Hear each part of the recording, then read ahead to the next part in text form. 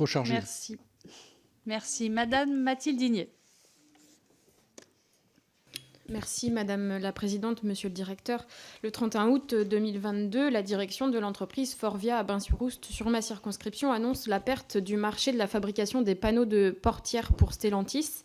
Forvia, c'était 300 salariés, la dernière usine d'équipement automobile du pays de Redon.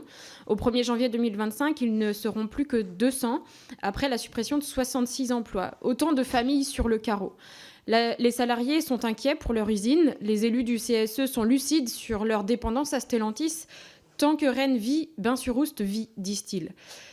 Mais pour combien de temps encore ? La Jeannet, c'était 14 000 salariés il y a 30 ans. Ils sont moins de 2 000 aujourd'hui et l'hécatombe continue. Au 1er janvier 2025, 250 emplois d'intérimaires seront supprimés. Il n'y aura plus qu'une seule équipe de production. Donc Stellantis, Stellantis à la Jeannet, Forvia à Bain-sur-Oust, et bien même combat. Et finalement, la réaction de ma collègue reflète l'inquiétude générale des salariés de tout le secteur de l'automobile.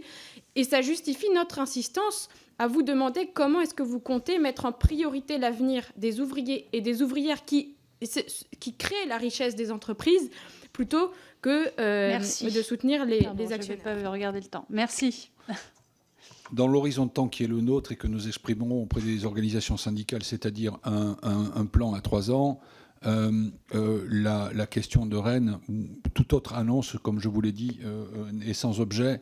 L'activité est maintenue. Bain-sur-Oust, j'ai fait la place de bord de la C5 à Bain-sur-Oust avec Forvia, et je peux vous dire qu'ils étaient compétitifs. Donc là-dessus, j'ai pas d'état d'âme. S'ils ont perdu un marché, c'est qu'ils n'étaient pas compétitifs.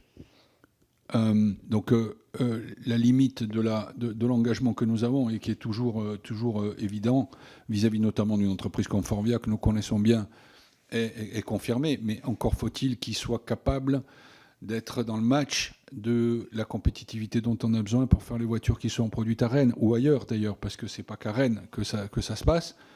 Et là, je reviens à ce que je vous disais tout à l'heure. Forvia sait parfaitement, parce que c'est une multinationale extrêmement implantée sur tous les continents, ce que ça veut dire qu'être compétitif.